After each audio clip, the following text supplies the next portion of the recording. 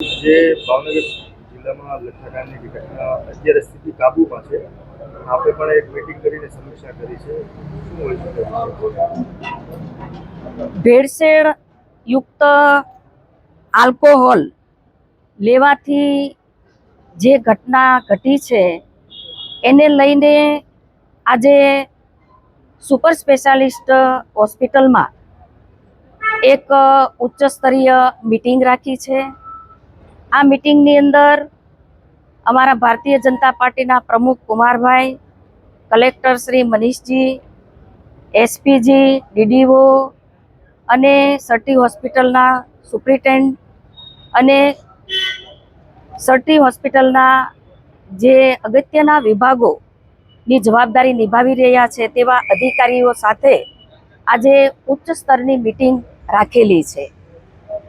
ઘટનાની માહિતી મેળવતા અત્યાર સુધી 44 જેટલા અસરગ્રસ્તો એડમિટ થયેલા, 29 ડિસ્ચાર્જ થયા છે અને 13 જેટલા અસરગ્રસ્તનું ડેથ થયું છે.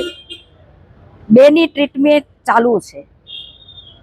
પોલીસ તંત્ર અને એસએમસી ગુનાની તપાસ કરી રહી છે.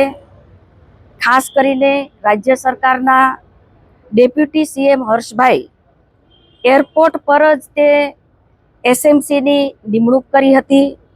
પોલીસ તંત્ર દ્વારા જે પણ કર્મચારી અધિકારી જે દોષિત હતા એમની ઉપર પણ કાર્યવાહી થઈ રહી છે.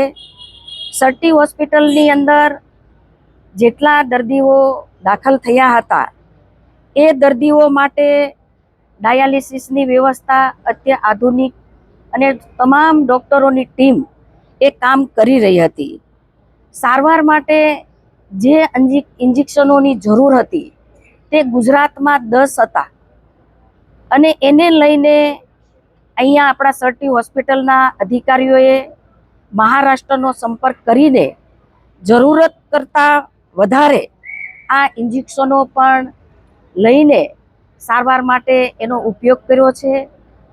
ખૂબ સરસ પ્રકારની સારવાર ડૉક્ટરો અને કલેક્ટર, ડીડીઓ અને એસપી આમ ત્રણેયના સંકલન દ્વારા દર્દીઓને વધુ સારી સારવાર મળે તે પ્રકારે સમગ્ર ટીમે કામ કર્યું છે.